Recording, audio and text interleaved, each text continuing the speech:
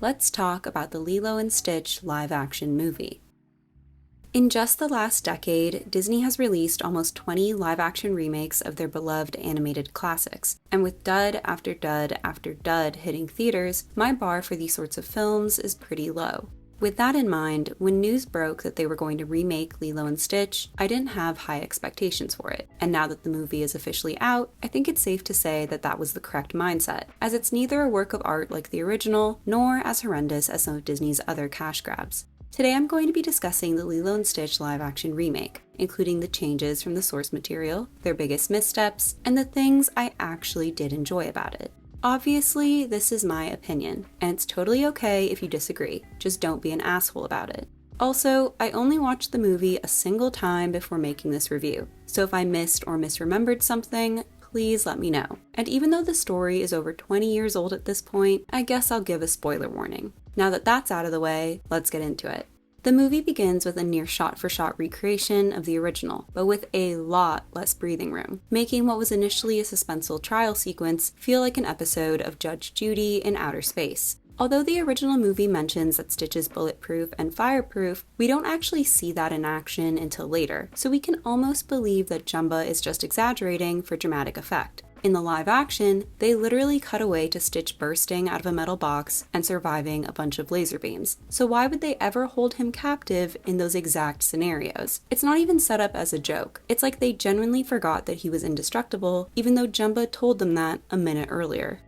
The escape sequence, which is supposed to be our first look at the sheer mayhem Stitch is able to cause, feels incredibly rushed. He doesn't sneak around the ship or fight off the cops. He just tricks the tracking guns, appears in the spaceship, and takes off. For some reason, they decided to make the councilwoman less of a stickler for the rules. So instead of requesting an Earth expert, Pleakley just shows up after she announces her intentions to vaporize the planet, which sounds like a bit of a hasty reaction if you ask me, especially for a diplomat who is responsible for the entire galaxy. They kind of gloss over the reasons why the councilwoman decides to send Jumba to Earth, no longer using him as a last resort because he's the only one who understands what makes Stitch tick, but simply because he's in the room when Pleakley says that Earth is a wildlife reserve and can't be destroyed. And unlike the original, when the councilwoman offers Jumba his freedom to convince him to help them, Jumba plants the idea himself. We're less than 10 minutes into the movie at this point, and it's already incredibly obvious that Jumba is going to be the film's big baddie. They cut to Earth, and it simply doesn't compare to the original in terms of life and vibrancy.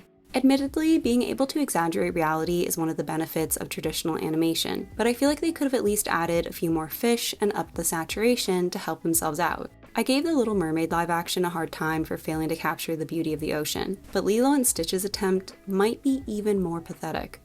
An early sign that the remake doesn't understand its source material is with its introduction of Lilo, who now has the social skills to successfully sneak into a resort. And I couldn't help but laugh at Disney's blatant insert of the Aulani, their own ridiculously overpriced hotel in Hawaii. In the original film, Lilo has close ties to the island and her heritage, and they have her subtly comment on the tourism industry by having her repeatedly take pictures of the tourists, highlighting how they're visitors in her homeland who often do the same to her. In fact, there's even a deleted sequence where she pranks a bunch of ignorant tourists by saying there's an incoming tsunami. It's little things like that that made it clear that the original production understood the impact the occupation of Hawaii has had on its local population. But the new movie feels more like an ad. Like, wow, don't our hot tubs and luau's look fun? Mahalo! On her way to her hula performance, they introduce some of Lilo's other quirks, like using a fish hook as jewelry and freeing a group of chickens, which in all honesty seems more inconvenient for her community than outright strange. The movie is a bit heavy-handed when explaining that Lilo is a loner, having Myrtle tell her that she has no friends right to her face, which is immediately followed by Myrtle bumping into her on stage. Honestly, at that point, she was asking to scrap. And maybe it's just a me thing, but I really wish they'd inserted more teasing from the other girls. Like they couldn't have someone say halala ukulele when Lilo got in trouble.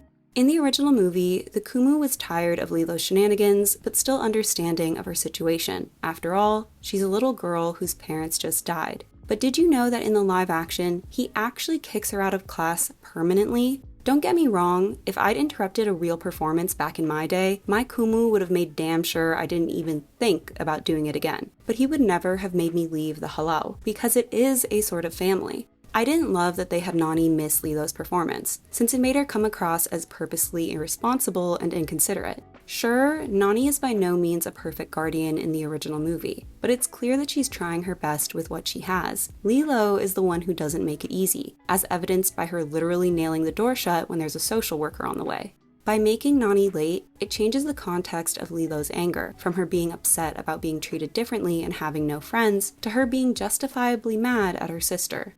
Side note, whoever picked the filming locations must not have been from Hawaii, because anyone who grew up with that type of slatted window would have known exactly how to get into that house without using a brick.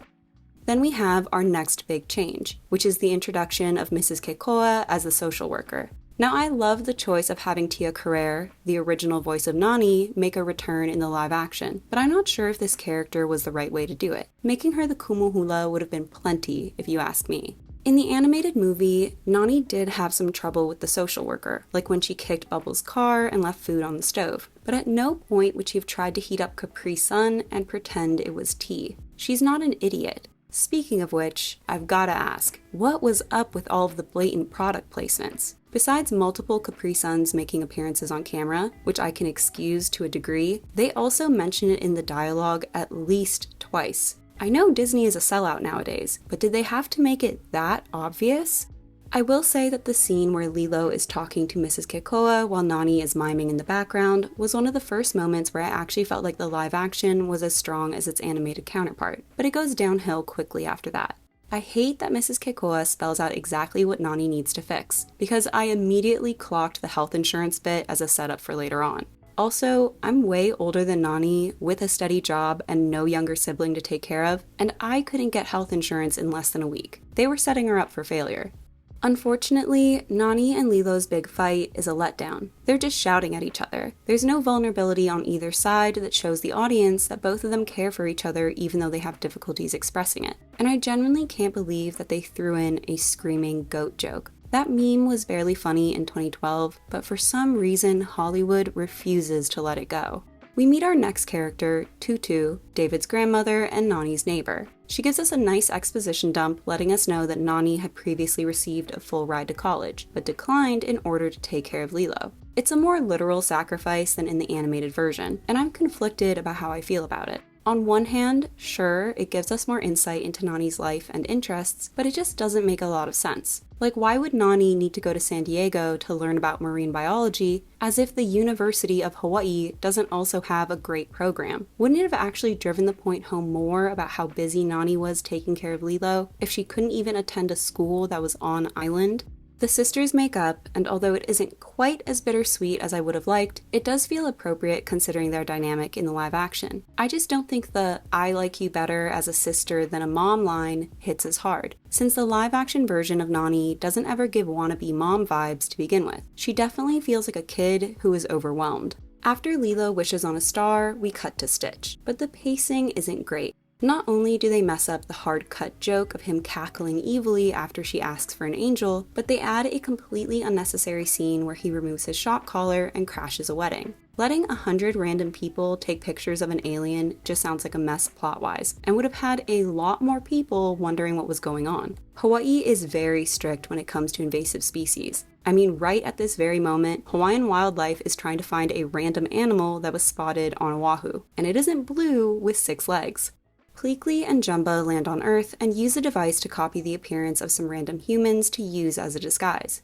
It's pretty obvious that this was less of a creative decision and more of a budgeting one, but unlike a lot of people, I don't actually hate the concept. Sure, you miss out on the joke of these aliens hiding in plain sight, but my actual issue with this change is its execution. Billy Magnuson at least commits to the role, but he almost makes Pleakley too stupid. Like, his animated counterpart was genuinely trying to seem professional at the beginning. He wasn't calling Jumba his best friend and giving out hugs, but the new version does have some funny one-liners though.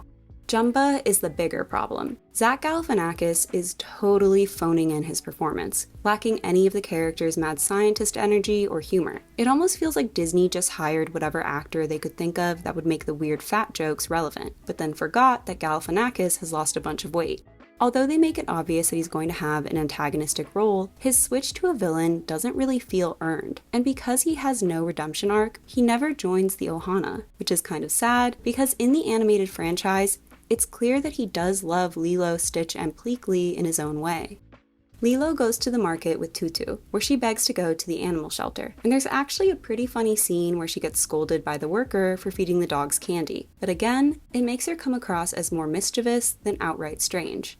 After Jumba starts shooting at him, Stitch decides to use Lilo as a shield and gives himself a slightly more canine appearance. Tutu winds up helping Lilo adopt him, but I've gotta be honest, if my neighbor, who already knew I was struggling to pay the bills, got my sister a dog without telling me, I'd be pissed. Animals are not cheap. And honestly, I don't even know why Tutu was there in the first place. It made a lot more sense when Nani was the one who brought her to the shelter, not only to show what she's willing to do to make Lilo happy, but because it gives Lilo a greater sense of responsibility and ownership.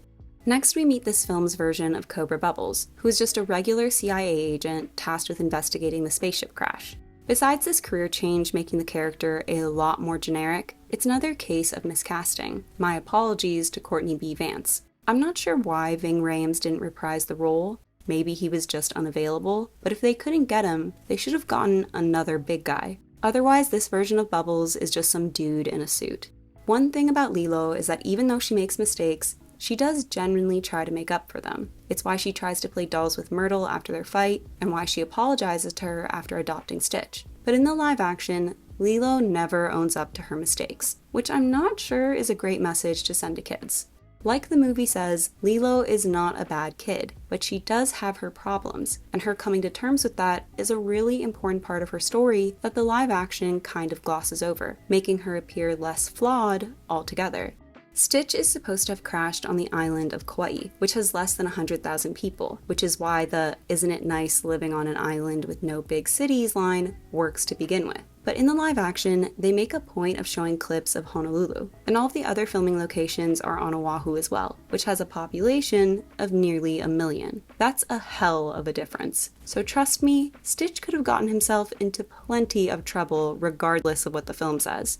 Lilo spends a good amount of time showing Stitch around Waikiki, which has effectively become the Times Square of Oahu thanks to all the tourists. And something about Disney showing this little girl having fun at these resorts when they're the reason so many Hawaiians can no longer afford to live there is pretty tone-deaf considering the original film's message. I mean, just last year, the same resort that we see Lilo hanging out at was part of a massive strike asking for fair wages.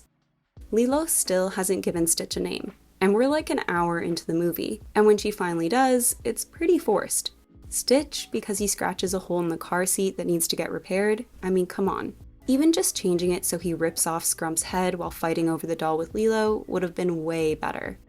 Jason Scott Lee makes an appearance as Nani's boss, and I actually really enjoyed his cameo, at least more than in Mulan, since they weren't creating a whole new character to jam into the story. This marks our second time meeting David, but it's as unmemorable as the first, unfortunately. Instead of being a charming himbo, he's more awkward. And sure, he expresses concern for Nani, but considering they're neighbors instead of random coworkers now, shouldn't they be closer? We get another montage of Lilo and Stitch goofing off, because I guess that's the best way to show their bond. And Stitch accidentally sets a table at the luau on fire. In the animated movie, Jumba and Pleakley attempt to capture him, which sets him off and causes all the trouble. But in the live action, it's all his fault. So I don't blame Nani for wanting to get rid of him. In the original film, Ohana is very important to both of the sisters, since they understand that they're all they have left. And as ridiculous as it is for Stitch to be considered an orphan, it's what helps Nani understand his behavior better and explain why Lilo is so attached to him. But the live action steps all over that, with Nani shouting at Lilo saying that they were left behind and that they both need to be realistic. This movie has aliens in it. What the hell is Disney trying to pull talking about realism? Now, I will admit that I do think that Nani being angry about her situation is totally valid. I mean, she just keeps getting knocked down over and over again. But in the original, Nani never took it out on Lilo. She always put on a brave face, and that toughness is what made her more vulnerable moments so moving. One of the things that Jumba says repeatedly in the animated movie is that Stitch has no purpose other than destruction, which is why he connects instantly to the story of the ugly duckling. And this idea of wanting to belong is why he and Lilo are two sides of the same coin. In the live action, Lilo shows him her family scrapbook instead, making the "they act badly because they're lonely" thing abundantly clear. Again, I don't hate the idea, but it doesn't hit the way I want it to, which might be another pacing and editing issue. Like 1 minute Stitch is causing a mess, and the next he's sitting calmly on the bed talking about family. Where is the setup? It would have been cute if Lilo had taken a picture of him and was officially adding him to the family, making him realize his importance to her, as well as the absence of his own Ohana. And honestly, he's just way too chatty in this scene for me. I think Disney wanted lots of, "Aw, he's so cute" moments to secure their merchandise sales, but sometimes being silent says more than words do. Mrs. Keikoa and Bubbles show up at the house, but the extra characters make the whole sequence a lot less interesting. Mrs. Keikoa has the exact same conversation with Nani as she did earlier, and even though Bubbles is pretending to be the social services director, he says one sentence to her and that's it. Now I do think that Lilo grilling him is funny, especially the "yeah, I can read, I'm reading you like a book" line, but this version of Bubbles just doesn't do much. He's just like, "Yay, I found the alien." Lilo and Stitch accidentally mess up Nani's job interviews, but instead of both sisters recognizing that they're in trouble, they have Lilo save the day by finding Nani a job. So now, instead of their family bonding, where we start to see Nani's veneer crack, she's just teaching a bunch of white people how to surf. But I will admit that since this is the first time we see Nani truly happy, it does give her some great character development, even if it comes at the expense of the Ohana and Stitch's understanding of family. Jumba and Pleakley knock the trio off their surfboard, and Stitch drags Lilo underwater. And even though they're able to get her back to shore, she's unconscious and they have to bring her to the hospital, which of course, Nani can't pay for. Mrs. Keikoa shows up and convinces her to give up guardianship of Lilo to the state, because it's for the best. Considering the history these sorts of organizations have with indigenous communities, I just can't believe Disney tried to frame this as the right thing to do. What happened to No One Gets Left Behind? One of the most heartfelt moments in the animated movie is when Nani sings Aloha Oe to Lilo. It's their way of saying goodbye to each other. It's set up the same way in the live action, but tonally it doesn't hit the same. Not with Nani strumming an ukulele and Lilo dancing hula. It turns what's a private, quiet, sincere moment between the two of them into a performance. Stitch heads back to the animal shelter, and the next morning, Bubbles and Mrs. Keikoa arrive to get Lilo, but she's already left the house to look for Stitch. The moment at the shelter is actually pretty sweet, and when Stitch calls himself bad, my heart melted. But then Jumba comes in to ruin everything. In the original movie, he destroys the house while trying to capture Stitch, but in the live action, he goes out of his way to ruin Lilo's family photos and her parents' bedroom. It's so unbelievably cruel that I was shocked. Nani's reaction to the whole situation is honestly depressing.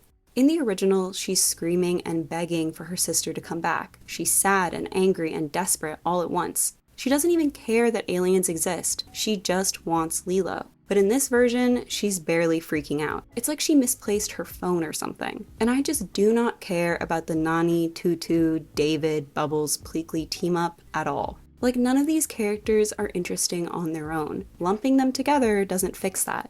Also, the line where Cobra says, "I took an oath to protect the American people," which prompts Tutu to say, "What do you think we are?" is just a choice, considering how the Hawaiian Islands became a state. I really like that they have Lilo get on the ship to save Stitch. It makes them feel more like a team. And Stitch choosing to save her family photo was genuinely very touching. And as predictable as Stitch sinking to the bottom of the ocean was, it got me a bit teary-eyed, I'm not gonna lie, especially when Nani carried him out. Although visually, the moment wasn't as climactic as I would have liked. The councilwoman arrives and we get the legendary "This is my family" speech, but the scene as a whole falls flat. Maybe because Lilo doesn't do her adoption bit, or because Bubbles doesn't remind the councilwoman that they've met before. We just wind up with a lot of weird alien voices and very little humanity. They go back to the house where Mrs. Keikoa is waiting for them, where she's decided to place Lilo with Tutu. I respect the film's inclusion of the idea of Hanai families, even if they usually aren't this official, but I just don't buy Tutu as a real member of the Ohana. I mean, where was she when Nani needed help with the groceries or interviewing for jobs? It might have read as too romantic for Disney's modern era, but I think they should have put more of an emphasis on David and his relationship with the sisters, instead of creating a whole new character.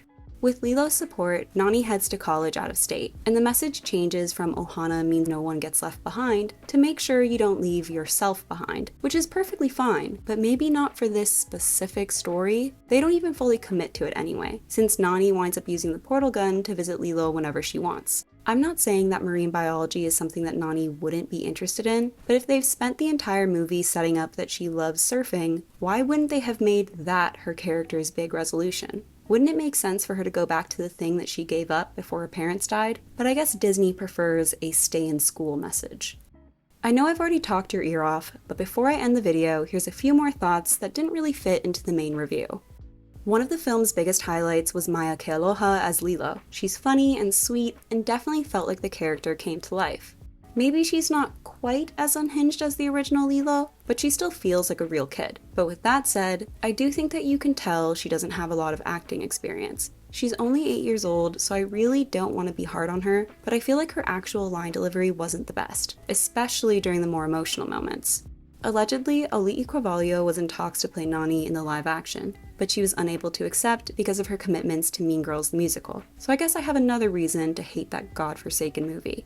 I personally think that Sydney Agudong's performance was totally fine, all things considered, but I also understand the criticisms that have been directed towards her casting. Native Hawaiians are one of the most underrepresented groups in the media, and considering Nani's story is incredibly tied to her heritage, it feels like a disservice to not have an actress with a similar background playing the character.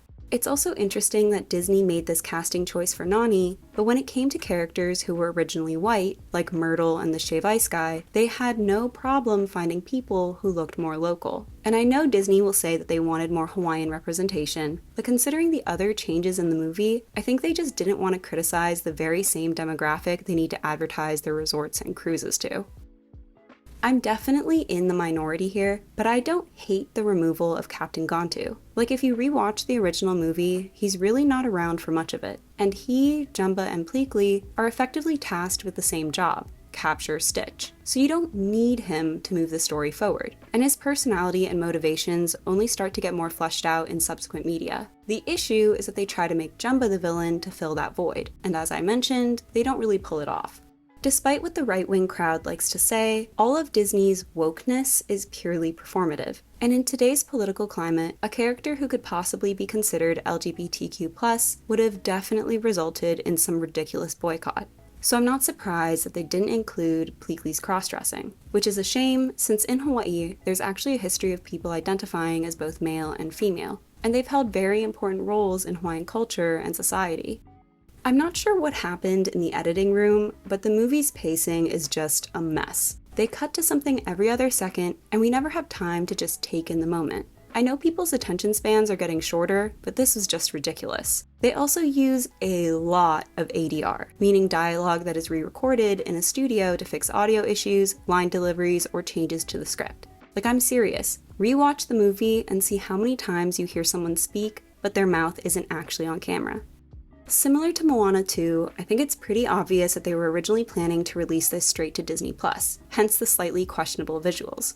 Stitch is fine. In fact, there are multiple moments where he actually does look cute and cuddly, but the other aliens are weird, and most of the time you can't even tell what expression they're making.